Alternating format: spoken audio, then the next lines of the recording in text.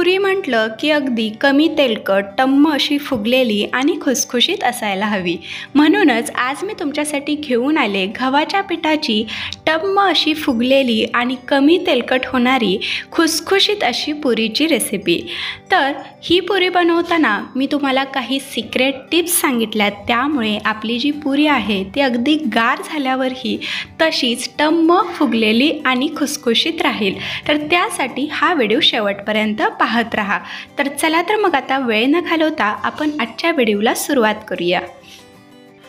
तर सगळ्यात आधी आपण पुरीसाठी कणिक मळून घेऊ. तर त्यासाठी इथे मी 1 वाटी गव्हाचं पीठ घेतलंय. पीठ घेताना आपल्याला वाटी गच्च दाबून भरायचे, तरच अगदी योग्य परफेक्ट प्रमाण होतं. तर आता याच वाटीने आपल्याला पाव वाटी रवा घ्यायचा आहे. तर इथे बारीक रवा वापरायचा. जर मोठा रवा असेल तुमच्याकडे तर मिक्सरला फिरवून देखील घेऊ शकता. रवा घातल्यामुळे आपली जी पुरी आहे ती अगदी खुसखुशीत तयार होते. तर आता पुरी अगदी खमंग अशी तयार होण्यासाठी इथे मी 1 छोटा चमचा बेसन देखील घालते. त्याचबरोबर यामध्ये आपल्याला 1 चमचा साखर घालायचे.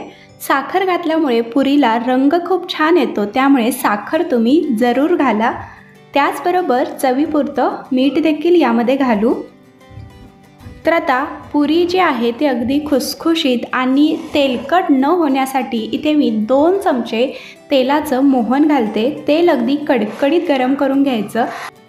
तर हे बघा, मी थोडासा चिमूटभर रवा टाकून बघते. तेल चांगलं कडकडीत गरम झालं आहे. तर आता हे तेलाचं मोहन आपण पिठावरती घालून घेऊया आणि सुरुवातीला हे चमच्याने मिक्स करून घ्यायचं, कारण तेल गरम आहे त्यामुळे हाताला चटके देखील बसू शकतात. तर आता हे चमच्याने मिक्स करून झालं की हाताने आपण तेल जे आहे ते पिठाला चांगलं चोळून घ्यायचं. तर यामुळे काय होतं, आपली जी पुरी आहे ती चांगली खुसखुशीत तयार होते आणि जास्तीत जास्त वेळ ती खुसखुशीत देखील राहते.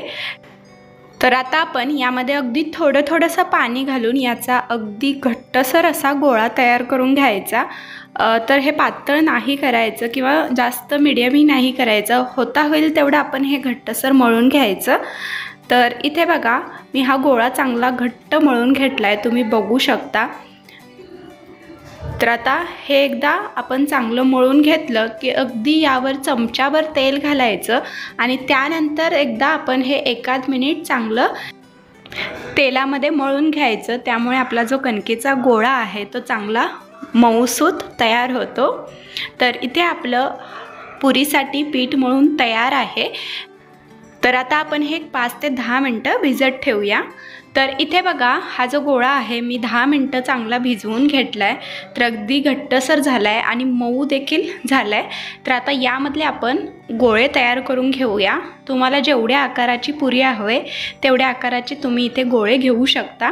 तर हे बघा, मी सगळे गोळे एकदाच तयार करून ठेवते, जेणेकरून आपला वेळ देखील वाचेल आणि अगदी फटाफट गरमागरम पुरी आपल्याला तयार करता येईल. तर इथे मी सगळे गोळे तयार करून घेतलेत. आता यामधला आपण 1 गोळा घेऊया आणि बाकीचे जे पिठाचे गोळे आहेत ते आपण झाकून ठेवायचे. तर आता आपण याची पुरी लाटून घेऊया. तर इथे मी तेल किंवा पिठाचा वापर नाही करत. तर इथे आपण अशा पद्धतीने ही पुरी लाटून घ्यायची आहे. तर इथे पुरी लाटताना मी अजिबात पलटून घेत नाही, एकाच साईडने आपल्याला ही पुरी लाटून घ्यायची. तर इथे बघा, अगदी छान अशी पुरी आपल्याला सहज लाटता येते, कारण आपलं जे पीठ आहे ते चांगलं भिजलं गेल्यामुळे. तर हे बघा, 1 पुरी लाटून आपली इथे तयार आहे. या पद्धतीची जाडी आहे पुरीची. जास्त पातळ किंवा जास्त जाड देखील पुरी आपल्याला नाही करायची. तर आता याच पद्धतीने मी आणखीन 1 पुरी तुम्हाला लाटून दाखवते. तर आता गुढीपाडवा येत आहे आणि प्रत्येक घरोघरी श्रीखंड पुरीचा बेत नक्कीच असतो. मग तुम्ही अशा पद्धतीने या पुऱ्या नक्की करून पहा. तर इथे आपल्या सगळ्या पुऱ्या मी इथे लाटून घेतल्यात. तर सगळ्या पुऱ्या लाटून घेतल्या की म्हणजे आपल्याला पटकन गरमागरम पुरी तळून देता येते. तर आता ह्या पुऱ्या मी झाकून ठेवते, जेणेकरून सुकणार नाहीत. तर इकडे मी मध्यम गॅसवरती तेल देखील चांगलं कडकडीत गरम करून घेतले. तेल आपल्याला चांगलं कडकडीत गरमच हवं आहे. तर आता आपण ही जी पुरी आहे ती तेलामध्ये सोडू।